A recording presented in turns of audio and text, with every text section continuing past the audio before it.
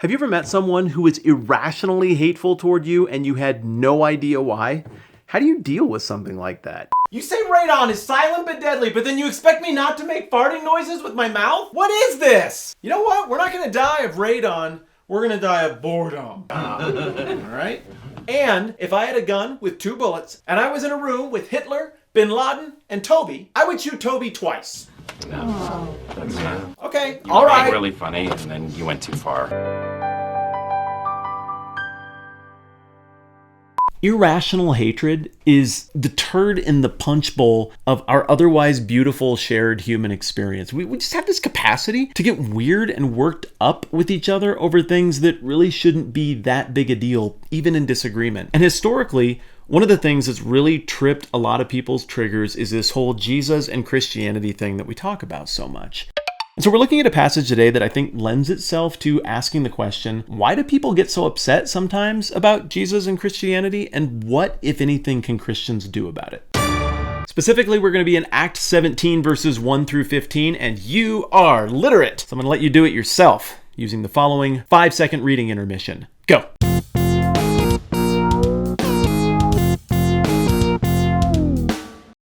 This passage breaks down really neatly into 3 parts. In the first part, Paul rolls into Thessalonica, which is really interesting, and the details about that town are important to the story, but, time. So I got a bonus video on that one. In Thessalonica, he starts by looking up Jewish people, and as he's done a lot of other places, working through what we would call the Old Testament to explain how the scriptures point to Jesus and Christianity. And it works. A lot of people respond, which leads us to part 2. This makes rival Jewish people irrationally angry about the thing, and they can't out-reason Paul, so instead they hire some thugs in the marketplace to go and throw a giant riot. Then they try and arrest Paul and Silas, but they can't find them, so they arrest some other poor schmuck named Jason, who we don't really know anything else about, and they drag him out and say, this guy hangs out with Paul and Silas, and these people are causing riots, even though they're the ones who sponsored the riots intentionally on their own. Oh, nobody knows what to do with it. Things get crazy, so Paul and Silas have to get out of town, which leads us to part 3, which is where Paul and Silas go 45 miles down the road to Berea. And they do the same thing in Berea, but here it really works, because the Bereans liked to sit and reason together and think about Bible, and they did so and said, wow, it does all point to Jesus and Christianity, sign us up. But just as things are going well there, the Jewish people from back in Thessalonica decide that it's worth the 45-mile hike to go and harass Paul and cause him problems in Berea as well. So Paul also ends up having to flee from there. It's like the 4th town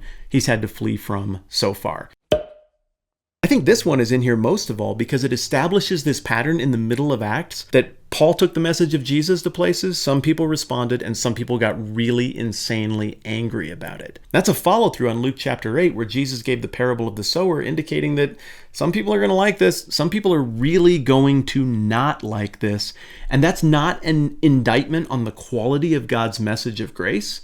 It's an indictment on the character of the people who angrily reject it. So in light of all of this, why do people have an irrational hatred for Jesus and Christianity? Well, one reason that I would throw out is because it's not irrational. It's a rejection of how we act and how we treat people. Because sometimes Christians aren't cool, and we try to use force or manipulation, or we're just jerks to try and get our way and make things we think would be more Christian happen by doing things that aren't that Christian.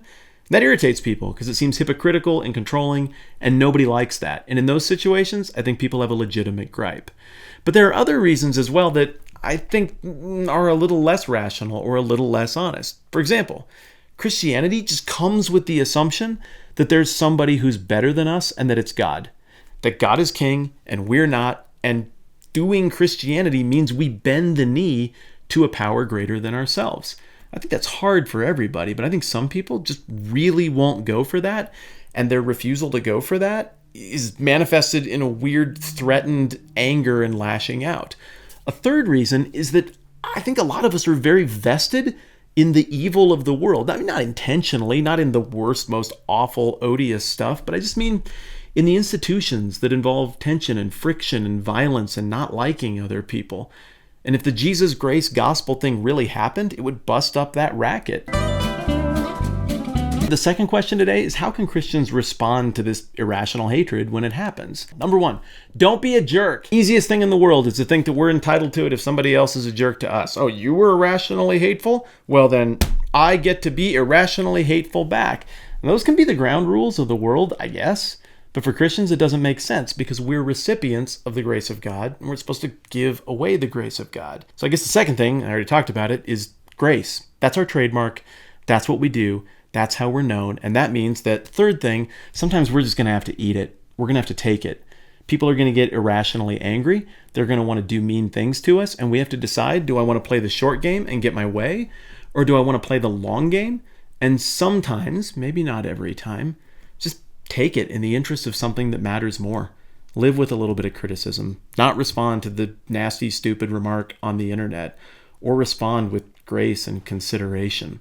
It's hard for us to do that. That's counterintuitive. It is not the culture that we are existing in right now, but grace is countercultural. And grace is also the thing that can diffuse irrational hatred and transform weird, screwed up stuff within us, weird, screwed up stuff within me, into something that's redemptive and good.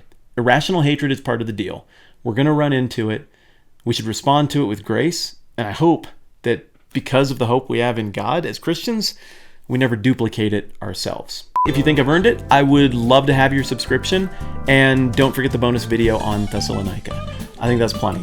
I'm Matt. This is the 10-Minute Bible Hour, and we'll see you soon.